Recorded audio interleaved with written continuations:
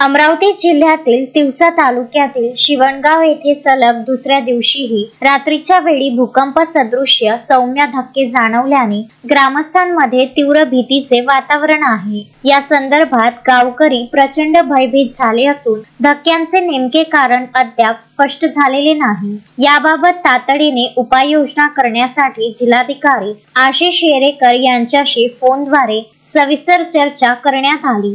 जिल्हाधिकाऱ्यांनी नागरिकांच्या सुरक्षिततेसाठी योग्य त्या उपाययोजना करण्याचे आश्वासन दिले असून सध्या प्रशासकीय स्तरावर याबाबत आवश्यक ती पावले उचलली जात आहेत।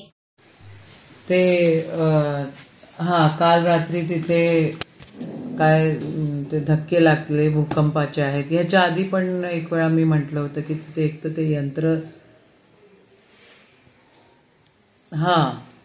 You remember I had spoken to you, तुम्हाला आठवतं ना आपण बोललेलो? ओके, हां बरं, मग काय निष्कर्ष निघतो त्याचा? दिस इज सो सॅड ना, रिपोर्ट नाही देणं म्हणजे मग काय यंत्रणा काय करते? See, I'll tell you what happened few years back, that is in 2008. There was similar type of incidences used to happen in Shendola. That is an adjoining village to Shivangaon. So that time Mr. Bhavkar used to be the collector and आम्ही मग तिथे रात्रभर राहिलो होतो आणि मग सकाळी सकाळी कलेक्टरांसोबत पण फिरलो होतो।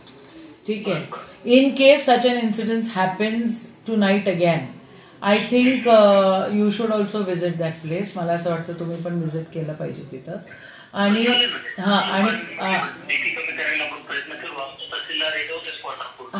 पण मग काय झालं त्यावेळेच्या शेंदोळ्याच्या तिथं शेंदोळा धसकट तिथं काय फाइंडिंग झालं होतं की देयर इज लाईम मोठ्या प्रमाणात आहे त्या भागामध्ये आणि त्या लाईमच्या प्लेट्स वर खाली होतात। But now if this is happening time and again like it happened in 2008 at the same time, almost it was around December, Jan or November, December, something like that. The collector, आपण जर भापकर साहेब जे collector होते त्यांच्यासोबत जर बोलून घेतलं तर you will get all the findings from हिम।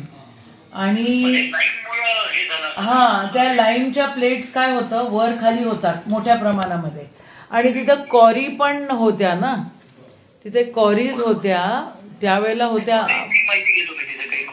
तिथं कॉरीज आहे।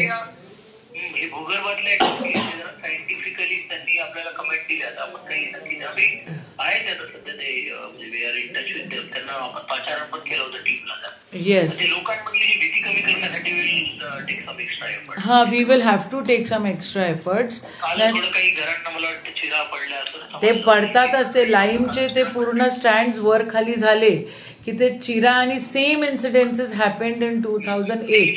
भांडे वगैरे पडले असं म्हणतात चिरांचं आणखी हे नाही त्याची भीतीचं वातावरण।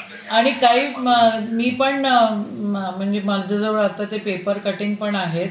मी म्हटलं होतं तिथं रेक्टर स्केल जर लावता आली तर बघा ना, because it is happening time and again, we don't know what exactly. Seismograph सगळीकडे आपले जे स्ट्रॅटेजिकली लोकेटेड असतात त्याच्यावर कुठलीच ऍक्टिव्हिटी नोंद नाहीये। अच्छा, मेन प्रॉब्लेम तोच होता, आपण ते ग्रीन झोन मध्ये कुठेच काही नोंद होत नाही, त्यामुळे त्यांना पाचारण केलं होतं। आणि 2008 मध्ये 9 मध्ये त्यांनी काय फाइंडिंग केलं होतं ते पण, ती कोणची टीम होती त्याही टीमला जरा बघा ना, सरकारकडे असेल नोंद त्याची। 8 आणि 9 मध्ये 2008-9 ला पण असं झालं होतं, तेव्हाचे काही रिपोर्ट आढळतात का ते चेक करा। आणि इफ यू टॉक शेंदोळा धसकटला झालं होतं, शेंदोळा धसकट म्हणून त्या गावाचे रिपोर्ट चेक करा 2008। Vidarbha news bureau, Tiwasa.